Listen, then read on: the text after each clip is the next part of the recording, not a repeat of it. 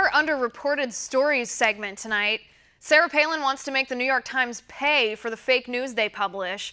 Literally, Palin is taking the New York Times to court for defamation after they published an article claiming she held responsibility for the shooting of Congresswoman Gabrielle Giffords, despite there being zero evidence of that. With me now to break it down, editor-in-chief of Ricochet.com, John Gabriel. John, good to see you.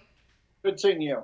All right, John, I'm no lawyer here, but this lawsuit by Sarah Palin against the New York Times seems to me she has a pretty good case going for her. Yeah, she has a very good case, and all of us who have been railing about fake news and media bias for our entire lives, it seems, New York Times was particularly egregious because what they did is basically to try to mitigate the shooting in Alexandria about the Bernie supporter shooting these people. They said, oh, well, basically Sarah Palin caused the attack in Tucson that murdered, that almost murdered Representative Giffords and also killed a 6-year-old girl and a U.S. District Court judge. Shot 6 people in all. And that was a horrible case. This really appealed to me, too, to follow closely because it happened in Tucson. I'm an Arizonan. And if you read up on this at all, basically everyone online immediately jumped to it's a right-wing extremist. He's a crazy Tea Partier. No. Jared Lee Loughner was mentally imbalanced. He believed that the government was controlling grammar rules in order to control minds. He believed NASA flights were all false. He thought there was this huge, weird currency manipulation going on that was taking over people's brains as well. So he was a very troubled guy. He had hated Giffords for a long time from a brief meeting he had with her once.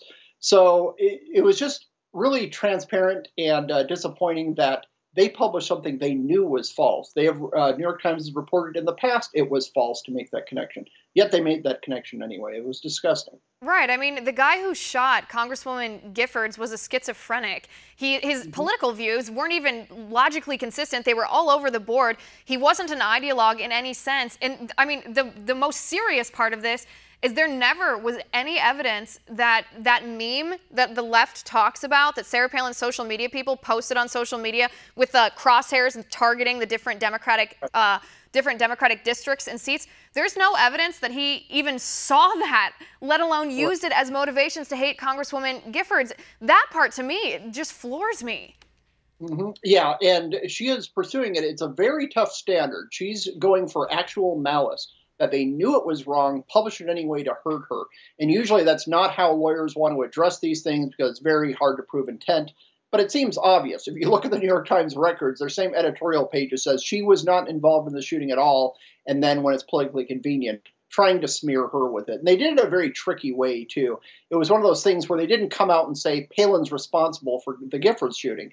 What they did is they just let the readers put 2 and 2 together and make that decision themselves through implication. But it was especially bad, and you saw when that came out, a lot of people on the left were furious about it as well because they should be. Well, there are a lot of honest people on the left as well as a lot of dishonest people in the media. The part that was so distasteful to me, besides accusing Sarah Palin of being responsible for the shooting of a congresswoman, is it was included in a sentence that was essentially virtue signaling. They were saying, well, we saw this, we condemned the right when this was so clearly Sarah Palin's fault. If this is the standards we're going to hold them to, I guess we on the left should hold ourselves to similar standards. It was such a disgusting way to phrase it. I actually think Palin has a chance to get that $75,000 she's asking for. Yeah, I think she does, too. I think she has a very good case. And the small amount of money she's asking for relatively just shows she's not in this to make a buck or anything like that, which actually will help her case. And these people need to be held accountable. You have the media crying foul at everything Trump is doing. Oh, he's killing the First Amendment. He hates the press. Well, you guys have been undercutting him nonstop, and there's going to be some turnabout. CNN had to let 3 people go, so they resigned on their own, but I'm sure they were escorted to the door as they were resigning. But it's good to see the media held accountable because, as you say, there's a lot of honest people on the left. There's a lot of fantastic reporters. I'm friends with many of them.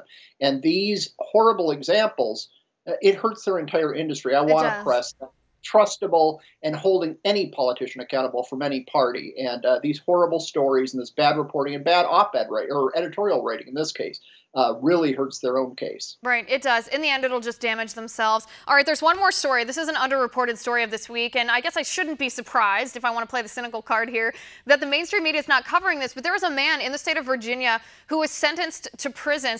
He's being sent to jail for committing voter fraud in the 2016 election. John, this comes on the heels of Democrats assuring us, telling us 100%, the American people, there is no such thing as voter fraud. Right, and we need to be able to trust our voting system. And not only is there voter fraud going on, as this case shows, we've had many, many other cases like this.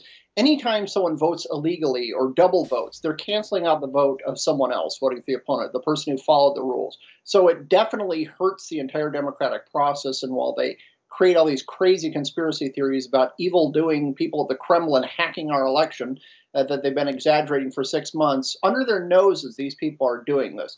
Did those 18 votes change the election? No. But it shows that there are problems. They need to be very strict about voter ID laws. Basically, every emerging democracy, Nelson Mandela in South Africa, there's a famous picture of him wearing a shirt demanding people bring voter ID. Bring your ID to the polls. I mean, it's just common sense. It's just common sense. It's ridiculous that Democrats don't want this. I mean, in this particular case in Virginia, perhaps those 18 votes didn't make a difference, but there are districts in our country. There were even districts in the 2016 election that a very small number of votes, just a couple dozen votes, under 100 votes, could have made a difference between a seat or an electoral vote. That's a serious thing. It's a serious thing to commit that crime, like you said, against someone else who's using the system with integrity, because it steals their vote from them, even if it doesn't impact the entire election, and that's wrong. It is worth mentioning that this guy, and I think this is one of the reasons the mainstream media doesn't want to talk about it, this guy was affiliated with a political organization that is affiliated with the Democratic Party. Right, exactly. That's why if someone on the right was doing it, they'd be shouting it from the rooftops. Right. But this is kind of an awkward fact for them, so they just want to bury it and kick to some crazy Russian conspiracy. Right. Obviously, he was directed by Putin, right? That's probably what they'll say next. John, thanks for coming on the show. I appreciate it.